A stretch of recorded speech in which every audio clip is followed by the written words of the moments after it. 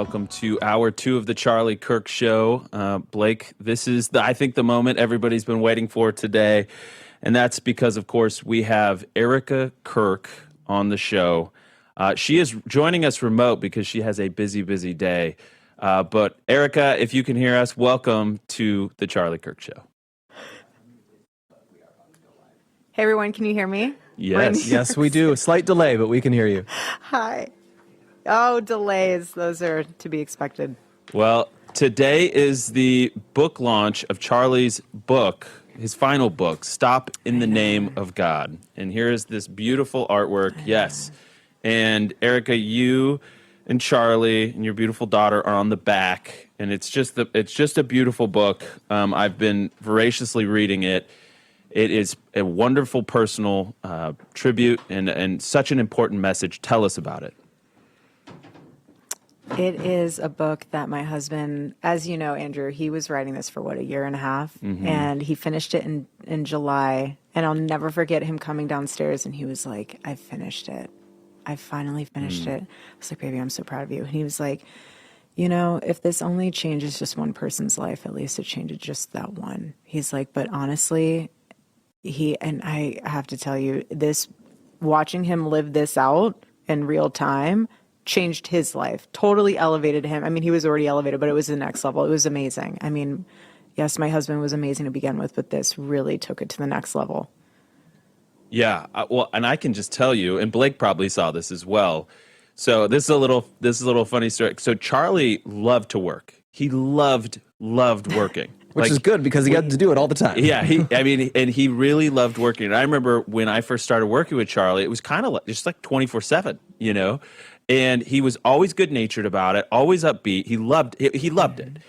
And I remember my wife was like, "Hey, you know, are we ever going to have any, downtime? Yeah, like how about a weekend, husband?" Right. And I was like, "Yeah, we will. I'll talk to Charlie." Well, then along comes Erica. Now you guys have a family, and Charlie starts getting really into this idea of how to rest well. And I could just tell you that not only did I see Charlie take Charlie to the next level, but it also allowed everybody else to kind of go to the next level too, because our lives and everybody that he was leading, their lives became more in balance too. It was an amazing transformation for the entire team. It was, and not even so much from just a productivity level, but Andrew and Blake, you guys both know this. The whole team knows this. Being in politics and just in a total echo chamber, and then also just dealing with real world issues, and then also just dealing with even personal life issues, all of those three combined become this absolute trifecta of this weight on you where you're just like, can I just have a second to breathe? I just need a second to breathe. And that's what this is. It has nothing to do with running away. It has nothing to do with it's literally taking a pause so you can lay out and map out, okay, pause the noise for a second, just stop the noise for a second. What truly matters? Have people pour into you, have some alone time with the Lord, spend some time with your family, have a beautiful meal with your family on whatever day you choose to do this. It does not have to be a Friday, does not have to be a Sunday. It doesn't even have to be a Wednesday. You can choose. That's what's so beautiful. Charlie was not legalistic about the Sabbath. He was saying, please just take the time to just set aside to be alone with the Lord, to be able to pray, to be able to just even journal.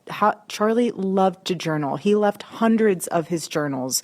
And that to him was just so cathartic to be able to just write out what he was grateful for. You know, even just, I don't know, when he would go for a walk and he would have ideas that came to him for his show. He just really took the time to think, you know what, this worked for me because it helped me from burning out. And that was a superpower for him. People would say, how do you do this? How do you operate? And he would always say, he would get 8 to 10 hours of sleep a night if he could when he was at home. But not only that, he made sure that if he kept this pace and rhythm of giving himself a break, he wouldn't burn out like many other people because they thought it was cool to pull all-nighters. Actually, it's not, and it's not good for your brain health either. But he felt like he found the ultimate secret and the ultimate hack as an entrepreneur and wanted everyone else to be in on that. can I just read this section that hit me so hard last night as I was reading this book? He says, it's such a good book, Andrew. It's so good. It's like so good. It's so good. I think there's just something about, God has a plan, and you just sometimes have to, you have to but trust. the depth and level of the theology in here is unbelievable. Yeah, it's he really unbelievable. I'm telling you, resting for Charlie took him to the next level. And here's what he said. To stop utterly, decisively, rhythmically is perhaps the most radical command God ever gave humanity. In a world governed by unrelenting drive, by the mantras of faster, harder, and more, the divine voice says something astonishing. Stop. In his name, cease. Cease striving, cease earning, cease proving, cease buying and selling and producing. This is not a suggestion. It is a divine imperative. What did you notice when Charlie really put this into practice? Because I have my own stories, but what did you see in Charlie? He was already an amazing husband to me, but our love for one another just amplified. Him and his role as a father amplified. He was so intentional with his time to begin with. I mean, he had it down to a millisecond. You guys know that. Mm-hmm. But Charlie was so good about making sure that his priorities remained his priorities. And even just hearing you read those words, Andrew, I have to tell you, I hear my husband's voice and spirit so much in this book.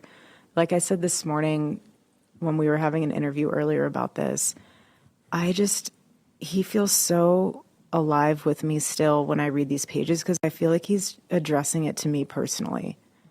And again, he made sure that when he took the time to rest and go for a hike or spend some time with the kids or just be able to show the world, the rest of the world, yes, I'm Charlie Kirk. Yes, I have these organizations. Yes, I have my show. But what's the most important to me is God and my family. You guys can wait 24 hours. If it's an emergency, you know how to get a hold of me, but you can wait. And that's so special. Mm. Yeah, he was so intentional. And by the way, what you could see from what I just read, Blake, how serious Charlie took this. Yes. It was very, very serious to Charlie. And we would all get the notes like, "Hey, see you later. No, I'm off." Not even that. It was I always knew it was coming around the same time. Shabbat Shalom! Yeah. Exclamation point! I can Shabbat search it in our Telegram. Always the same one. And I'm like, I would sometimes be working on stuff. I wanted Charlie to see something right before, and it would come through. I'm like, it's done. Not getting a response to that one until Sunday. We still got everything done. That's the key. As a matter of fact, I think you get more done in 6 days with rest than you do with 7 days with no rest. And that's the breakthrough. Every college student knows. You do. And another thing, too, is that Charlie made sure that this wasn't a legalistic thing. It didn't matter if you were Jewish, Christian, non-observing citizen. That had nothing to do with it. Actually, really doesn't. What it boils down to is that you are taking the time to really use your time wisely. Charlie was only alive for 31 years. That sucks. It just does. Your life is so short. We have no idea how long we'll be here. We have no idea our expiration date and when we'll be in heaven with the Lord. But what we do know is that we have a choice. Every day we can decide to take the time that we're given to do something amazing, to go out and make a difference, to go and empower people, to serve people, or you can use that to be destructive. You have an option. Charlie knew that if he took the time to have a moment to breathe, to strategize, to create solutions instead of problems, he knew how important that time was. And if he didn't have the time to give his brain the space to do that, he wouldn't be able to be an effective leader like he was and still is. He's just in a different location.